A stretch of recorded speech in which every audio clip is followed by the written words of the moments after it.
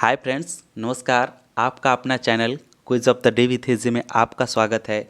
और आज की इस वीडियो में मैं बताने वाला हूं बार्क इंटरव्यू में पूछे जाने वाले कुछ संभावित क्वेश्चंस।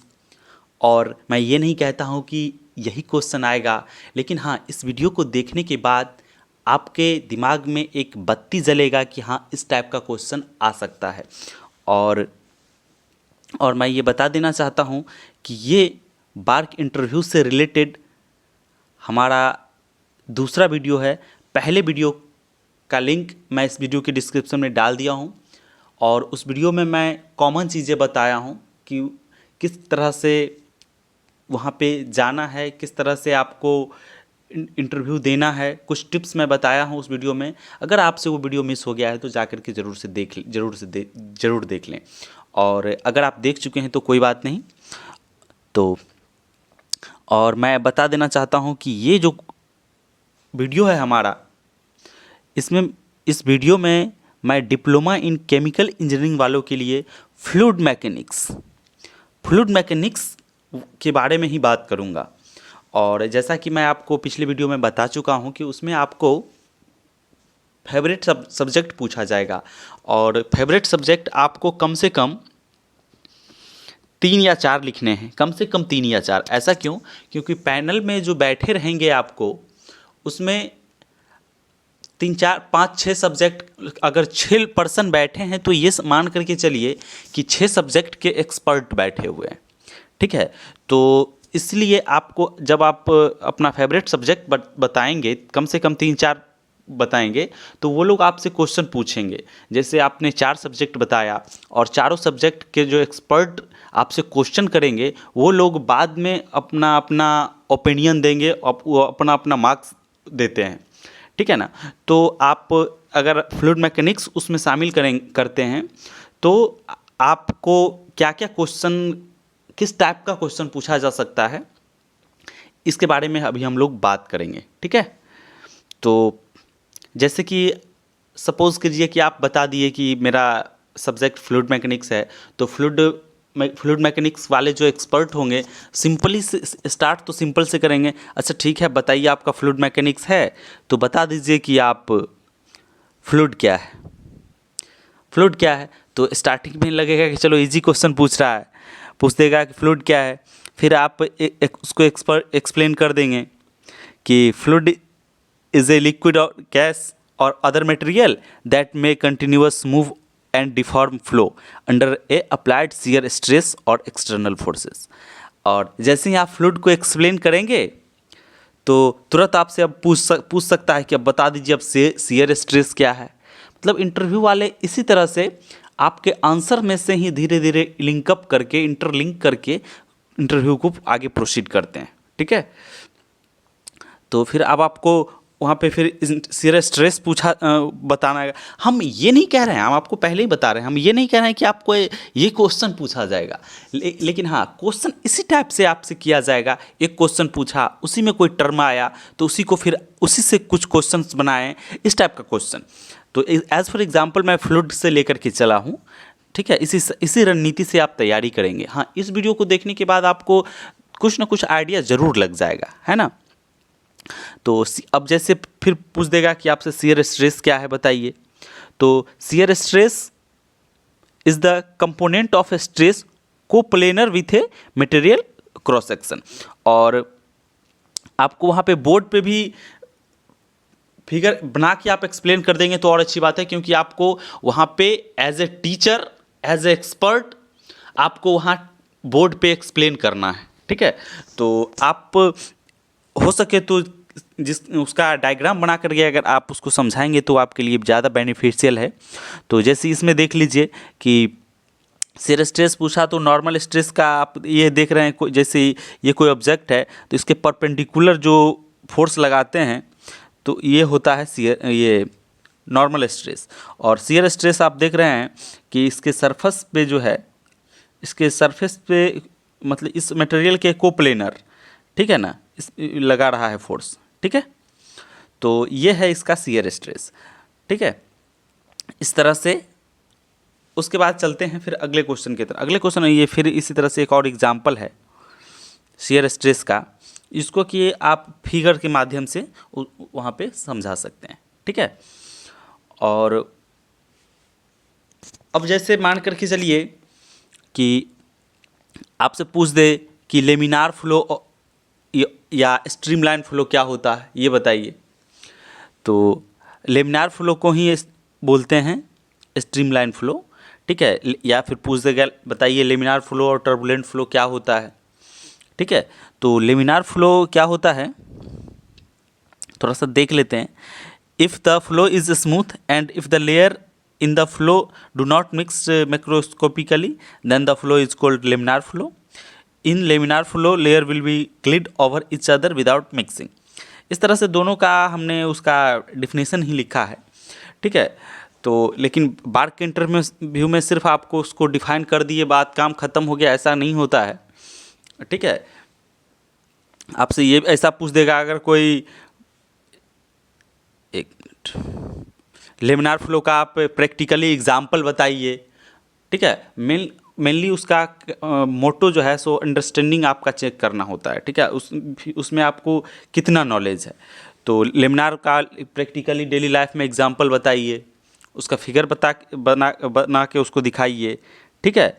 या फिर टर्बुलेंट का उसका फिगर बना के दिखाइए, उसका प्रैक्टिकली डेली लाइफ में उसका एग्जाम्पल बताइए। इस टाइप का क्वेश्चन आपसे पूछा जा सकता है, ठीक है। अब देखिए, अब एक में और एक पूछने वाली बात क्या है, देखिए, in streamline flow velocity of fluid is maximum at pipe axis.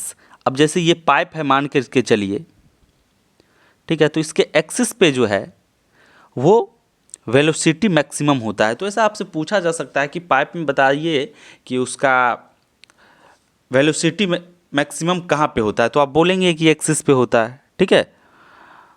उसके बाद और जीरो कहाँ पे होता है, और देखिए धीरे धीरे उसका घटते जाता है और वाल तक पहुँचते पहुँचते जो है वो उसका वेलोसिटी जीरो हो जाता है। किस फ्लो में, ध्यान देना, स्ट्रीमलाइन फ्लो में या लेमिनार फ्लो का बात किया जा रहा है, ठीक है। और उसके बाद है the velocity distribution in turbulent flow more uniform across the pipe diameter than in streamline flow, ठीक है। तो इस तरह से ये तो डिफिनेशन है, ठीक है। तो आप लोग वीडियो के अलावे अपना नोट्स निकाल के, ठीक है, जो भी आप नोट्स बनाए होंगे बुक निकाल के, सिर्फ माइंड को वीडियो पे डिपेंड नहीं करना है, ठीक है। वीडियो जस्ट एक आइडिया आपको लगना चाहिए कि हाँ क्या क्या पूछने वाला है, ठीक है। और वहाँ से उसके बाद आपको खुद से प्रिपरेशन करना, सिर्फ वीडियो पे डिपेंड नहीं रहना है। मैं बता रहा हूँ कुछ लोगों का अभी मतलब हैबिट बन गया है, कुछ भी हो बस यूट्यूब पे सर्च करो, यूट्यूब में जो बताया चलो देख लेते हैं। बिल्कुल आपको ऐसा नहीं करना है। यूट्यूब से जस्ट एक रास्ता लेना है, जस्ट एक आइडिया लेना है, और उसके बाद आपको बुक से खुद का नोट्स रेडी करना है इंटरव्यू के लिए, ठीक है। और चलो उसके बाद चलते हैं। ये तो उसका एग्जाम्पल हुआ, उसी का फोटोग्राफ हो गया।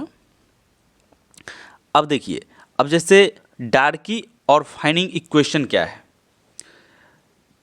ठीक है।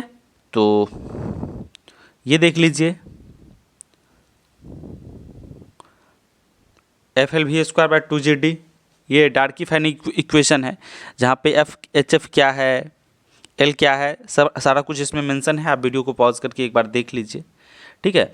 तो सिर्फ आपको अगर सपोज कीजिए इस टाइप का क्वेश्चन पूछा गया, सिर्फ इतना ही नहीं, आप उसको डिफाइन कर दिए, फार्मूला लिख दिए बोर्ड पे, हो गया काम खत्म। फिर आपसे पूछा जा सकता है बताइए इसका यूज़ कहाँ पे है, ठीक है, इसका हमको यूज़ कहाँ पे आएगा, ठीक है। तो उसके बाद फिर चलते हैं। फिर जैसे आपसे पूछा जा सकता है कि बर्नौली इक्वेशन आप बताइए, ठीक है। तो आप बर्नौली इक्वेशन, जैसे इस वीडियो में हम बर्नौली इक्वेशन का चर्चा कर रहे हैं, तो आपके दिमाग में आना चाहिए कि हाँ Bernoulli equation interview point of view से जो है इम्पॉर्टेंट है। और एग्ज़ाम वहाँ पे इंटरव्यू में आपको ऐसा नहीं कि आप बर्नौली इक्वेशन को बता दिए, उसको लिख दिए और बस काम ख़त्म, ऐसा नहीं है। फिर आपको वो पूछेगा कि बर्नौली इक्वेशन का यूज़ कहाँ पे होता है, ठीक है, बर्नौली इक्वेशन का क्या एप्लीकेशन है, ये सारा कुछ आपको डिटेल्स में वहाँ बताना पड़ेगा। इसलिए बुक में आप लोग अपने नोट्स से, बुक से अच्छे से प्रिपरेशन कर लीजिए। ठीक है। उसके बाद ये देखिए, ये तो फिर वही बर्नौली इक्वेशन का ही है कि for an incompressible frictionless fluid the combination of pressure and the sum of kinetic energy and potential energy density is constant not only over time but also along a streamline. ठीक है, तो ये देख रहे हैं कि pressure half p v square, ये kinetic energy और ये पोटेंशियल एनर्जी, ये इसका सम जो है सो कांस्टेंट होता है, यही बर्नौली इक्वेशन कहता है। अब जैसे आप उसको बताएंगे कि इनकम्प्रेसिबल फ्लूइड, तो फिर आपसे पूछ देगा कि इनकम्प्रेसिबल फ्लूइड बताइए क्या होता है। इस तरह से इंटरव्यू में आगे बढ़ते चला जाता है, आपके आंसर से क्वेश्चन आते रहता है, आपके आंसर में से क्वेश्चन खींच करके और आगे आप जो भी एक्सपर्ट होते हैं वो पूछते चले जाते हैं। ठीक है, तो जैसे आपसे फिर पूछ देगा कि इनकम्प्रेसिबल फ्लूइड क्या है, तो आप बता देंगे कि in this fluid the density of flowing fluid is constant during the process of flow. ठीक है, कि डेंसिटी जो है उसका क्या होता है, कांस्टेंट होता है। फिर डेंसिटी के बारे में भी पूछा जा सकता है। ठीक है, इसी तरह से ये कंप्रेसिबल फ्लूइड क्या होता है, इन this fluid the density of fluid does not remain constant during the process flow, in other word density of the fluid changes from point two point in compressible flow. ठीक है, तो इस तरह से आप उसके बाद चलते हैं फिर अगले क्वेश्चन की तरफ। आपसे पूछा जा सकता है कि बताइए कि स्टेडी फ्लो और अनस्टेडी फ्लो क्या होता है। ठीक है, तो देख लीजिए, जैसे वीडियो को पॉज करके इसको पढ़ लीजिए। Steady flow is describe as the type of flow which the fluid characteristic like velocity, pressure, density etc at point do not change with time. Steady flow में क्या होता है कि जो ये सब कैरेक्टरिस्टिक जो फ्लूइड का कैरेक्टरिस्टिक है, वेलोसिटी, प्रेशर, डेंसिटी, ये टाइम के साथ चेंज नहीं होता है। ठीक है, और अनस्टेडी फ्लो में ये सभी जो है वो टाइम के साथ जो है वो चेंज होता है। ठीक है, ये एक्सप्रेशन भी लिख देंगे आप। ठीक है, तो अब देखिए वही सेम चीज़ है। उसके बाद अब देखिए स्टेडी फ्लो का उसको आप डायग्राम बना के समझा सकते हैं कि इसमें देख लीजिए कि यहाँ पे जितना वेलोसिटी है कुछ समय बाद भी वेलोसिटी सेम है। ये देखिए ये स्टेडी में है, और अनस्टेडी या नॉन स्टेडी में इसमें देख रहे हैं कि यहाँ पे वेलोसिटी जितना है कुछ टाइम बाद वेलोसिटी कम हो गया है ना। इस तरह से उसका आप एग्जाम्पल बता सकते हैं। ठीक है, उसके बाद यूनिफॉर्म फ्लो और नॉन यूनिफॉर्म फ्लो के बारे में पूछा जा सकता है। ठीक है, तो यूनिफॉर्म फ्लो क्या होता है, uniform flow is defined as the type of flow in which the velocity at any given time does not change with respect to space. अब अलग अलग जगहों पे भी वो चेंज नहीं होता है।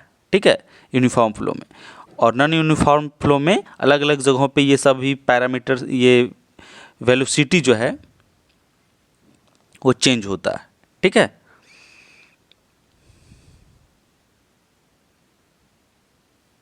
चलते हैं अगले क्वेश्चन पे। अगले क्वेश्चन पे चलने से पहले ये देखिए इसका एग्जाम्पल, इसका फ़ोटो के माध्यम से आप लोग देख सकते हैं कि इसका जो वेलोसिटी है यहाँ पे सब जगह, इस पॉइंट पे भी सेम, इस पॉइंट पे भी सेम।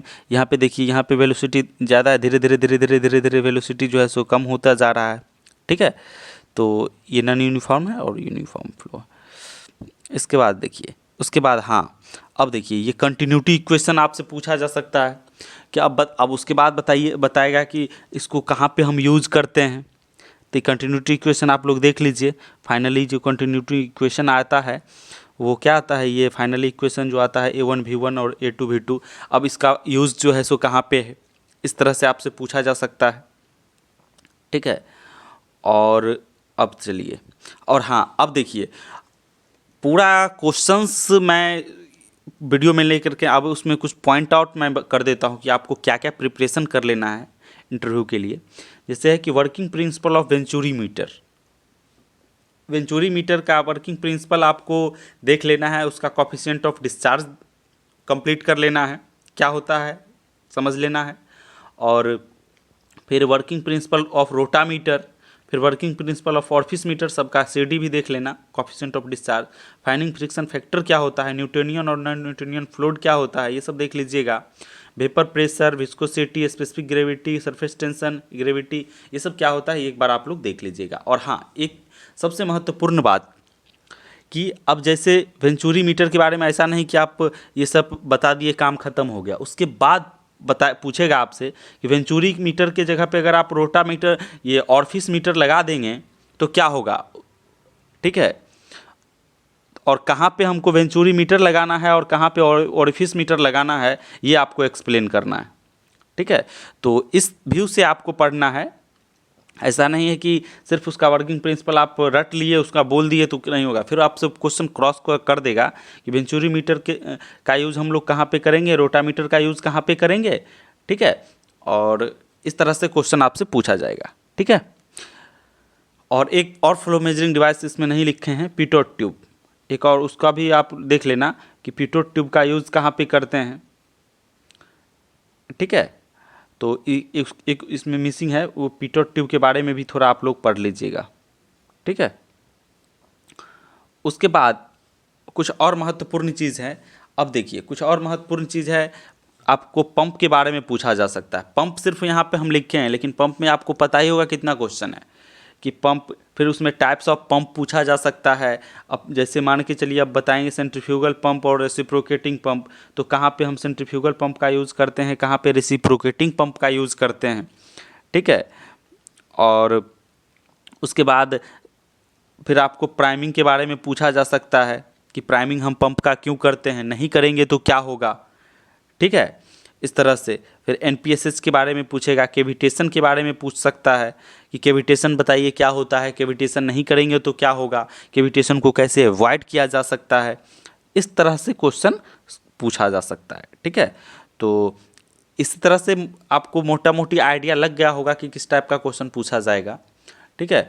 तो नेक्स्ट जो मैं वीडियो लेकर के आऊँगा वो हीट ट्रांसफ़र का लेकर के आऊँगा, ठीक है। उसका कुछ महत्वपूर्ण पॉइंट, कहाँ से क्वेश्चन क्या पूछा जाएगा, ठीक है। और तो आपको अगर आप हमारे चैनल को सब्सक्राइब नहीं किए तो सब्सक्राइब कर लीजिए, क्योंकि नेक्स्ट क्वेश्चन बहुत ही शानदार हीट ट्रांसफ़र का कुछ महत्वपूर्ण क्वेश्चन जो आपके इंटरव्यू के लिए हेल्पफुल होगा, मैं वो सारे क्वेश्चन को का कलेक्शन, या फिर 2-4 दोस्त जो अलग अलग दिए हैं, ठीक है, वो सारे लोगों से क्वेश्चन कलेक्ट करके मैं आपको आपके बीच लाऊंगा, तो आप लोग सब्सक्राइब ज़रूर कर लें, ठीक है। और आपको मैं एक बात बार बार बोल रहा हूँ कि वहाँ पे हर एक सब्जेक्ट के एक्सपर्ट बैठे होते हैं, तो आपको उसी हिसाब से बताना है, ठीक है। ओके, धन्यवाद। पूरा वीडियो देखने के लिए आपका बहुत बहुत धन्यवाद।